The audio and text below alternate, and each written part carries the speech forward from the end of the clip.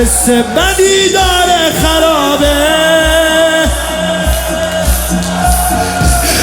روزم شبم تاره خرابه،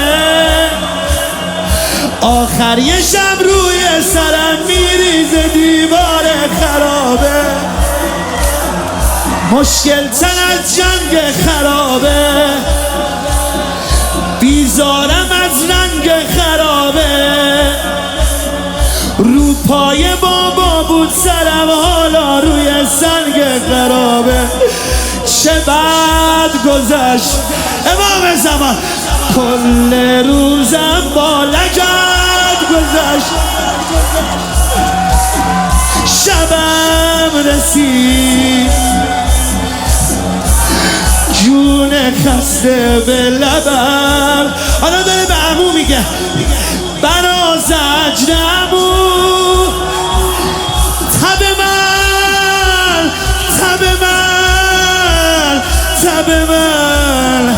مثل مشک تو شد لب من، سنگین گرد و خاک بازار،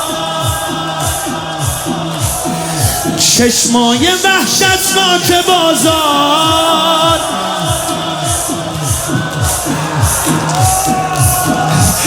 ما رو تماشا میکنه نامحرم ناپاک بازار، حالم بده از حال بازار، دیدم پر از دجال بازار، زخمی شدن اهل حرم خونی تر از گودال بازار، اشاره بود اینجا گودال دوباره بود، دروغ نبود بابا، کاشکی دور ما شلوغ، چشت روشنم بود، زدنم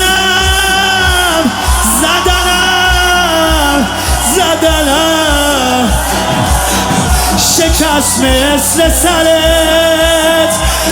دهنم،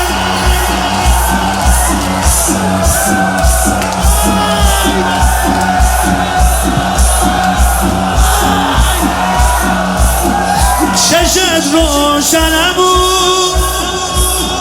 زدنم